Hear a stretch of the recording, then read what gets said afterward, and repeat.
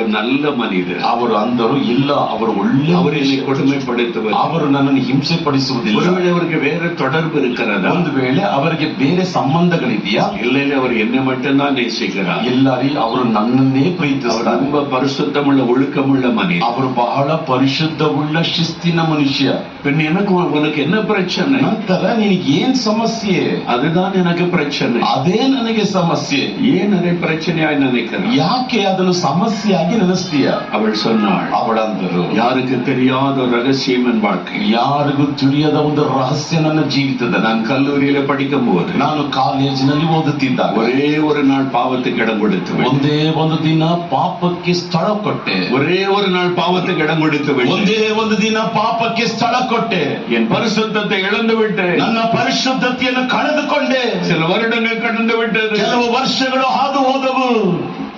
ஆனால் இப்பொழுது என் கணவருடைய பரிசுத்தத்தை பார்க்கும் பொழுது, ಆದರೆ ಈಗ ನನ್ನ ಗಂಡನ ಪರಿಶುದ್ಧತೆಯನ್ನು ನೋಡುವಾಗ என் மனசாட்சி என்னை குற்றப்படுத்துகிறது. ನನ್ನ ಮನಸ್ಸಾಕ್ಷಿ ನನ್ನ ಮೇಲೆ ತಪ್ಪು ಹೊರಿಸುತ್ತಿದೆ. கரை படிந்தவள், ನೀನು ದೋಷ ಇರುವವಳು, பாவம் செய்தவள், ನೀನು ಪಾಪ ಮಾಡಿದವಳು. பாவம் என்னை தொடರುகிறது. ಆ ಪಾಪವು ನನ್ನನ್ನು ಹಿಂದಟ್ಟಿಸುತ್ತಿದೆ. சமாதானம் போய்விட்டது. ನನ್ನ ಸಮಾಧಾನ ಹೊರಟೋಗಿದೆ. கணவர் எனக்கு அன்பு காண்பிக்கும் பொழுதெல்லாம், ನನ್ನ ಗಂಡನು ನನಗೆ ಪ್ರೀತಿ ತೋರುವಾಗಲ್ಲ, மனசாட்சி என்னை குற்றப்படுத்துகிறது. ನನ್ನ ಮನಸ್ಸಾಕ್ಷಿ ನನ್ನ ಮೇಲೆ ತಪ್ಪು ಹೊರಿಸಿ, ஐயோ, நான் நிம்மதியாக இருக்க முடியும். ಅಯ್ಯೋ, ನನ್ನಿಂದ ನಿಮ್ಮದಿಯಾಗಿರಕ್ಕಾಗ್ತಿಲ್ಲ. மரித்து விட்டால் நல்லது. ನಾನು ಸತ್ತರೆ ಒಳ್ಳೆಯದು. பாவம் பயங்கரமானது. ಪಾಪವು ಭಯಂಕರವಾದದ್ದು. வாலிபனே, ಯವನಸ್ಥನೇ, வாலிப மகளே, ಯವನಸ್ಥ ಮಗಳೇ, கண்களின் இச்சை, மாமிச இச்சை உன்னை கரைப்படுத்தும் பொழுது, ಕಣ್ಣುಗಳ ಇಚ್ಛೆ, ಶರೀರದ ಇಚ್ಛೆ ನಿನ್ನನ್ನು ದೋಷಪಡಿಸುವಾಗ, இன்றைக்கு ஒண்ணு தெரியாமல் இருக்கலாம். ಇವತ್ತು ನಿನಗೆ ಏನು ಕಾಣಿಸದೇ ಇರಬಹುದು. ஒரு நாள் வரும் பொழுது, ಒಂದು ದಿನ ಬರುವಾಗ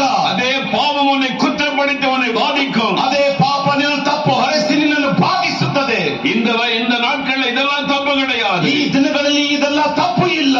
இப்பெல்லாம் சேர்ந்து வாழலாம். ಇದೆಲ್ಲ ಸೇರಿಕೊಂಡು ಜೀವಿಸಬಹುದು. கல்யாணம் பண்ணாமலே சேர்ந்து குடும்பம் நடத்தலாம். ಮದುವೆ ಮಾಡಿಕೊಳ್ಳದ ಹಾಗೆ ಒಟ್ಟಾಗಿ ಸೇರಿ ಕುಟುಂಬ ನಡೆಸಬಹುದು. இப்பெல்லாம் அது சகஜமாகி விட்டது. ಈಗೆಲ್ಲ ಅದು ಸಹಜವಾಗಿ ಮಾರ್ಪಟ್ಟಿದೆ. பாவத்தில் விளையாடுகிறாயோ, ಪಾಪದಲ್ಲಿ ಆಟ ಆಡುತ್ತಿದೆಯೋ, பாவம் உனக்கு இன்பமாய் தெரிகிறதோ, ಪಾಪ ನಿನಗೆ ಇಂಪಾಗಿ